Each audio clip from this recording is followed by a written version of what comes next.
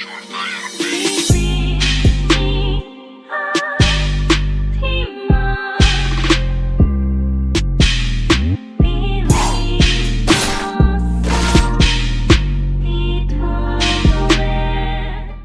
friends, I'm sorry this view's out a little late. I had a lot of stuff to do this week, but if you guys are still enjoying, slap that like and subscribe. We're here for Boruto week 7. A lot of stuff is going on, guys. We're figuring out a lot more plot, which is actually happening in the Boruto series now. It's kind of slowly transitioning out of that whole slice of life. And next week's episode, I think, is going to be one of the most important Boruto episodes of its current time and era right now. Since we're finally going to figure out what the eye is. You know, we're going to figure out what the eye is, if it's the Byakugan, if it's a Tenseigan. A lot of people are saying the Byakugan right now, and it's seeming pretty plausible that it might be. He speaks to Hinata about it. He even shows his father Naruto next episode about the eye, and he's like now kind of seemingly now, like he's more in touch with it now, if that makes any sense. We saw it in this episode, and even the last week's episode too, that he no longer just unconsciously awakens the eye. It's kind of like, alright, I have a hunch now that this guy is being possessed. Let me initially open up my eye as it initially gets opened up. So it's kind of like, whereas before, it would accidentally pop up and you wouldn't see it happening, to where now it's like, alright, I kind of can feel that it's happening now, and I can see whatever this eye is showing me is this person's being possessed. It's giving a lot of inside information on the series right now, and just what the hell the eye is, you know? It's very confusing. But in this episode, a lot of crazy shit goes down. I thought this dude was nuts about Chocho.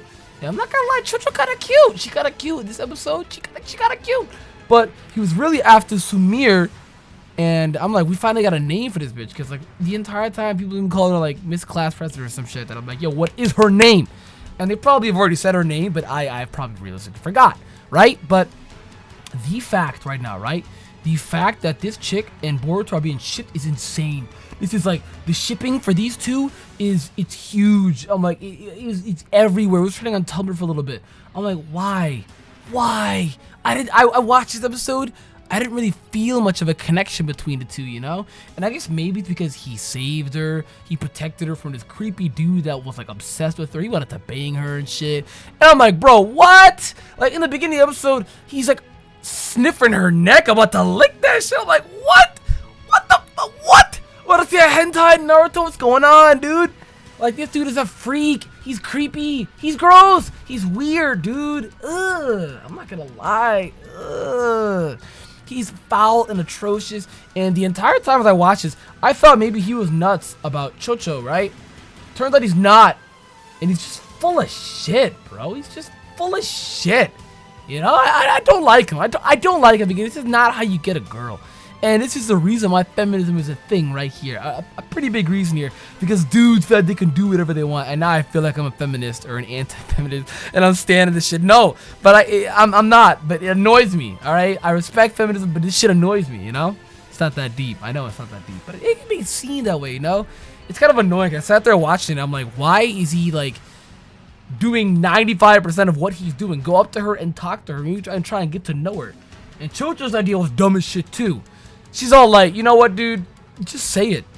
And I'm like, yeah, maybe he should, but like over time. And he just says it right there and then. I'm like, nigga, she don't even know you exist.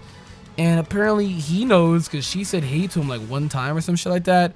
And he's like this antisocial weird ass kid, like a school shooter.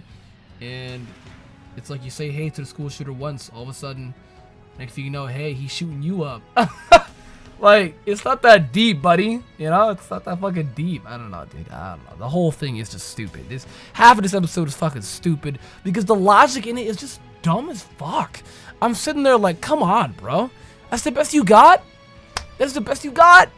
And he's so hurt that he got turned down. And I'm like, come on, bruv. She didn't even know you like that, dude. Of course she's gonna turn you down. She didn't even know you like that, dude. Come on, bro. I don't know. The half of it was just dumb as shit. And I was really surprised to hear that when Chocho actually spoke to him, this demon, whatever it was possessing him, released itself. And I feel like if you reawaken the heart, that it will actually lose its possessing, aspect. The whole point on why this thing can take you over is you have to hit an uttermost point of grief and sorrow. You have to be really empty-hearted, and you have to have some type of pain with a little bit of rage inside of it. And this thing will possess you and basically fuel all of that negativity and drive you literally based off that negativity. And I feel like that's exactly what it takes in order to get possessed by this thing. We've seen it in Shino. We've seen it in the dude that was working on the school. We've seen it in Denki. You know, they've all hit points in their lives that they're grieving and they're upset and they're going through some type of small pain. But just that one small pain is that gateway, that opening that can literally acquire this whatever it is to take over you. Especially Shino. That's why I took over Shino to the max. And it took over Shino the longest compared to anybody else. Because he was going through the worst of it, you know?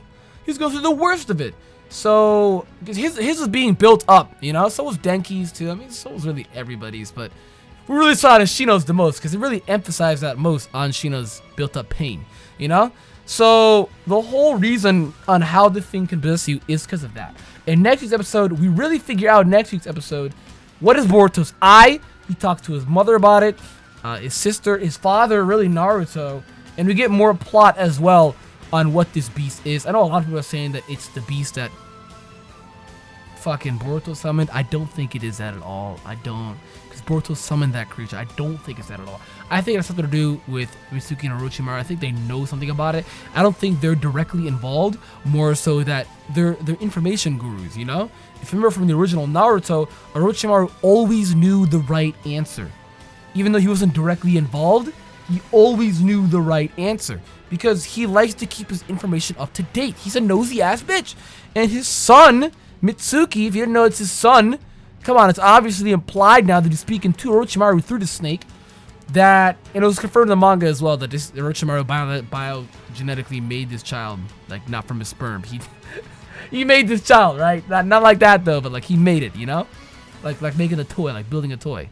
But basically, it's not like they're directly involved. It's more so that they know what's going on and they want to see what Boruto can do about it. Because it seems like Boruto is kind of like the chosen one when it comes to this eye.